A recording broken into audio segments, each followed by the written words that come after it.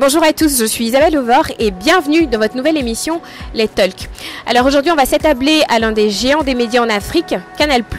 Alors Canal+ Afrique, c'est 2 millions d'abonnés, c'est une croissance à 2 chiffres et c'est plus récemment le passage au numérique. Allons tout de suite à la rencontre de Pierre-Paul van der Sande, directeur Canal+ Advertising. Alors, est-ce que vous pouvez nous présenter votre parcours et votre rôle au sein de Canal+ Advertising? Mais bien volontiers. Donc, en fait, effectivement, d'abord, mon parcours professionnel, il est très, très rectiligne dans la mesure où depuis de très nombreuses années, j'ai comme activité la direction de régie publicitaire, essentiellement dans le domaine de la télévision. J'ai au cours de toutes ces années eu l'occasion également de m'occuper d'autres médias comme la radio, le cinéma ou la presse, mais c'est la télévision qui constitue réellement le fil conducteur de déjà une longue carrière professionnelle. Voilà. Et en ce qui concerne le groupe Canal+, donc j'y ai créé assez récemment une régie publicitaire panafricaine qui est une société filiale à 100% du groupe Canal+ Overseas ou Canal+ International et qui elle-même est filiale de Canal+ France. Et donc dans ce contexte, le groupe Canal+ a estimé nécessaire de constituer en son sein une régie publicitaire spécialement dédiée à l'international et plus particulièrement à l'Afrique, de manière à pouvoir développer la publicité sur ce continent, en tout cas sur la partie francophone, puisque c'est ça notre champ d'activité. En ce qui me concerne, et pour rester sur l'Afrique, j'ai découvert en quelque sorte le continent africain en 2005, au sein d'un autre groupe qui était France Télévisions, et pour lequel j'ai créé à l'époque déjà une régie publicitaire orientée vers l'international et qui, à l'époque, gérait déjà d'ailleurs Canal+. Il y a eu des évolutions de structure et je dirais, de transfert d'activité. Mais donc c'est pour vous dire que ce continent que j'ai donc depuis une bonne dizaine d'années l'occasion de parcourir a aussi pour moi été non seulement une découverte, je le disais, mais surtout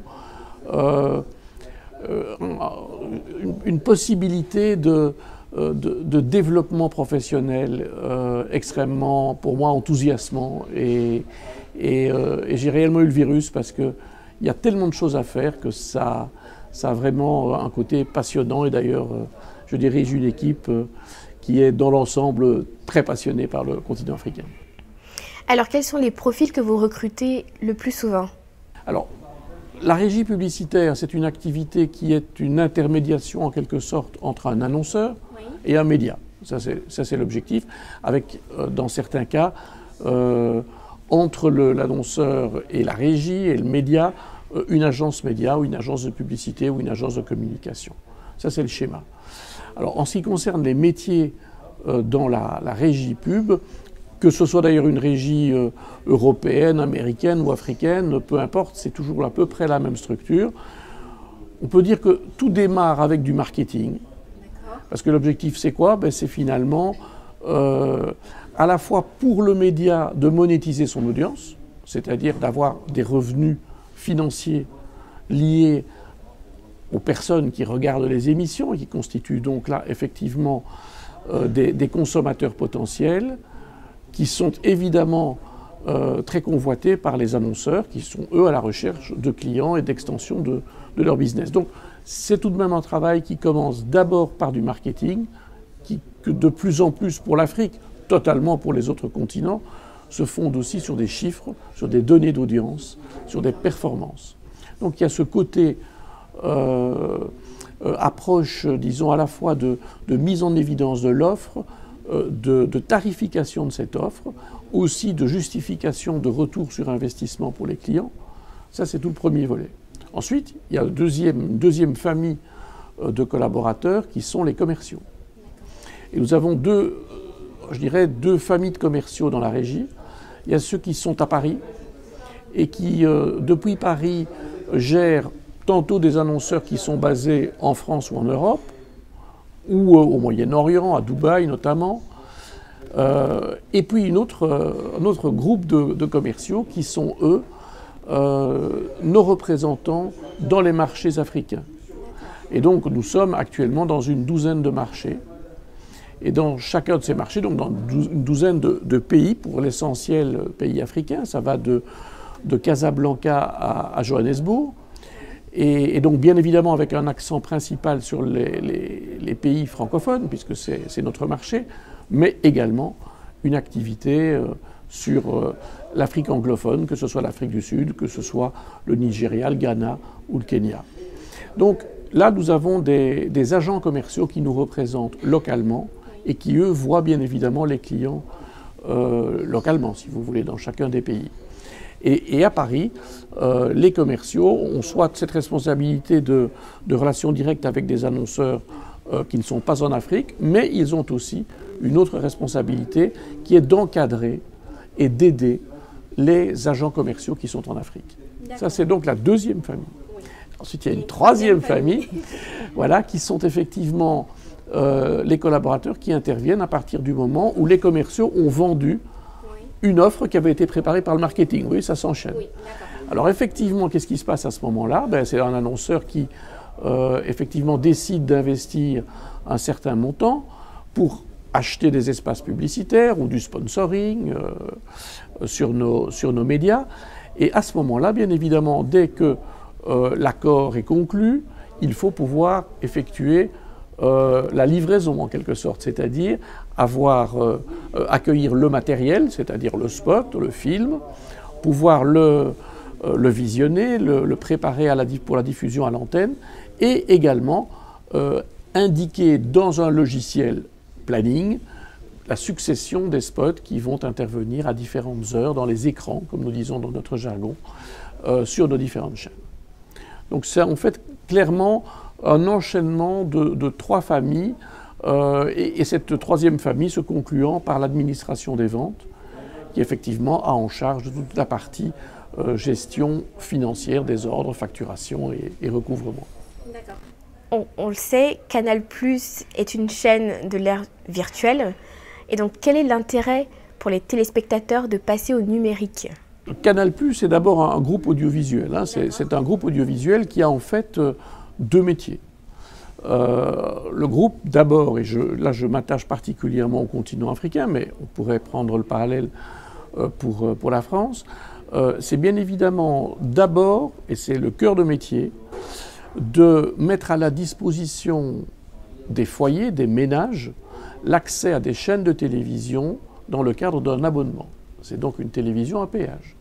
Et donc nous avons des abonnés qui, au niveau des foyers africains, sont nos clients. Et la première activité du groupe Canal+, c'est donc de transporter et d'amener dans les foyers, avec un décodeur et l'accès à plus de 100 chaînes partout en Afrique, en tout cas partout dans les 25 pays où on peut accéder à nos programmes. Ça, c'est un métier. Alors, bien évidemment, quand vous distribuez, vous commercialisez des bouquets de chaînes de télévision que vous vendez, et de radio, hein, parce que vous avez aussi des radios, des bouquets de télévision auprès d'abonnés, il faut veiller effectivement qu'en échange du paiement du prix de leur abonnement, ils aient effectivement des chaînes qui les passionnent, qui les intéressent. Alors, c'est le deuxième métier du groupe Canal+, c'est le métier d'édition de chaînes. Donc, ça, c'est une autre partie de l'entreprise où, effectivement, là, des équipes produisent des chaînes de télévision, que ce soit la chaîne, je veux dire la chaîne historique, qui en Afrique s'appelait Canal Horizon au tout début, Canal+ aujourd'hui. Inutile de dire Canal+ Afrique, on est en Afrique. Donc Canal+ en Afrique, c'est Canal+. Et puis vous avez des développements relativement récents au sein du groupe qui a voulu diversifier l'offre de ses propres chaînes, avec aujourd'hui, sur l'Afrique francophone toujours, 4 chaînes Canal+ Sport. Une chaîne qui est éditée à Abidjan et qui est A+, On parle toujours de chaînes panafricaines, qui couvrent donc l'ensemble du continent et qui s'adressent toujours là à un public francophone. On peut les obtenir aussi dans l'Afrique anglophone, mais bien évidemment, c'est toujours en français. Et ensuite, il y a des déclinaisons plus spécifiques qui sont éditées par une filiale de Canal+ International et qui est la société Tema, qui édite 3 chaînes, mais qui sont devenues très célèbres sur le continent. C'est Nollywood TV, c'est Novelas TV et c'est Gospel Music TV. Ça, c'est l'ensemble des chaînes qui sont éditées par le groupe Canal+. Pour ce qui concerne la régie, nous sommes bien évidemment la régie publicitaire des chaînes du groupe, celle que je viens de vous dire, mais nous cherchons aussi à augmenter notre périmètre d'offres pour nos annonceurs, pour nos clients, raison pour laquelle nous avons eu des demandes venant d'autres éditeurs que Canal+, et nous avons dans notre offre principalement la chaîne Gulli Africa, qui est une chaîne qui s'adresse aux enfants, aux jeunes, qui est une chaîne éditée par le groupe Lagardère à Paris, mais avec des contenus africains. Et puis nous avons très récemment également la régie publicitaire des chaînes Trace, Trace Africa, Trace Urban, chaîne musicale excessivement populaire en Afrique francophone comme anglophone d'ailleurs. Et puis pour compléter, dernière nouveauté je dirais, mais qui est vraiment extrêmement intéressante, c'est un réseau de salles de cinéma qui s'appelle Canal Olympia, qui est créé par le groupe Vivendi, donc avec bien évidemment la participation très active de Canal+, filiale de Vivendi. Et donc Canal Olympia, c'est un réseau de salles de cinéma qui sont implantées dans les principales capitales africaines. Là, on les inaugure au rythme à peu près d'une par mois, donc ça va très vite. On est présent déjà à Yaoundé, c'était la première, et puis est venu Douala ensuite, Conakry, Niamey. La semaine prochaine, à l'occasion du FESPACO, nous allons inaugurer Canal Olympia à Ouaga. Et puis il y aura également Dakar et ainsi de suite. Et ce réseau-là, il a pour objectif de réintroduire en quelque sorte le grand écran, le cinéma, en Afrique. Il avait quasi disparu dans la plupart des pays. Et donc ce sont des salles de 300 places avec un confort de vision et d'écoute vraiment top, c'est-à-dire la meilleure des qualités qu'on peut trouver dans les salles de cinéma des multiplex partout dans le monde. Et je peux vous assurer que c'est un véritable engouement parce que le public redécouvre en quelque sorte un cinéma de qualité en termes de moyens de projection en digital et son Dolby 7.1. Enfin bon, je vous passe les détails techniques, mais c'est très beau. Et donc ces Canal Olympia sont des infrastructures qui sont également dotées d'un dispositif scénique extérieur avec la possibilité de réunir plusieurs milliers de personnes pour des concerts, des fan zones. Donc c'est un très bel outil et nous nous chargeons donc de mettre cet outil également à la disposition de nos annonceurs. Alors on va terminer avec une question d'opinion. L'actualité table aujourd'hui autour de la politique d'immigration et le terrorisme grandissant. Quel est selon vous le rôle des médias sur ces questions ? Écoutez, c'est un vaste sujet qui déborde un petit peu le cadre. Je dis parce que bon, en tout cas en tant qu'éditeur de chaîne, Canal n'est pas une chaîne d'information, c'est pas notre vocation. Hein. Nous sommes dans des chaînes de divertissement et par les temps qui courent, je crois qu'on a grand besoin de divertissement, que ce soit en Afrique comme en Europe. Mais alors donc, pour vous répondre de manière plus personnelle, parce qu'effectivement c'est une question qui interpelle, le rôle des médias est effectivement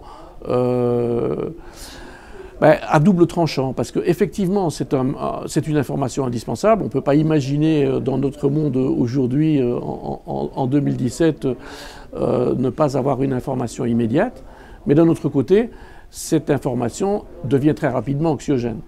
Et donc, je pense, présente aussi le risque d'augmenter l'anxiété, la peur de tout le monde.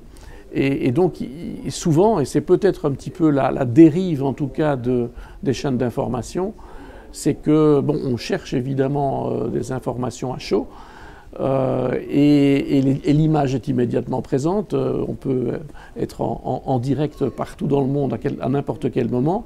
Et donc tout ça concourt à créer effectivement une ambiance qui est relativement lourde. Et je vais quand même... J'ai tout de même l'impression, alors l'Afrique n'est pas épargnée, bien évidemment, et de nombreux exemples malheureux le démontrent. Mais malgré tout, je vais peut-être répondre par... non pas par une pirouette, mais en faisant un petit détour. C'est quand on parle d'anxiété, et je pense beaucoup aux jeunes, moi surtout là, qui ont leur avenir devant eux, mais j'ai l'impression que tout de même, j'ai le sentiment, hein, mais c'est personnel aussi, que quand je me balade dans n'importe quelle ville d'Afrique, je sens en tout cas une jeunesse qui a une aspiration positive, une vision de développement positif, même si cette anxiété est présente, nettement plus marquée que ce que je peux remarquer, que ce soit à Paris ou dans d'autres capitales européennes. Donc vraiment, ça me fait... Enfin, je pense que c'est un signe d'espoir, parce que c'est un continent très jeune, de plus en plus jeune, mais un continent aussi avec des ressources extraordinaires et des potentialités de développement pour les jeunes Africains qui, je crois, fait chaud au cœur. Pierre-Paul, je vous remercie. Je vous en prie. Merci à vous. Et comme le dit si bien David Lodge, les médias représentent la puissance incontestable de notre société aujourd'hui. Je suis Isabelle Vauvor, je vous dis merci de nous avoir suivis et je vous donne rendez-vous la semaine prochaine pour un nouveau numéro des Talks.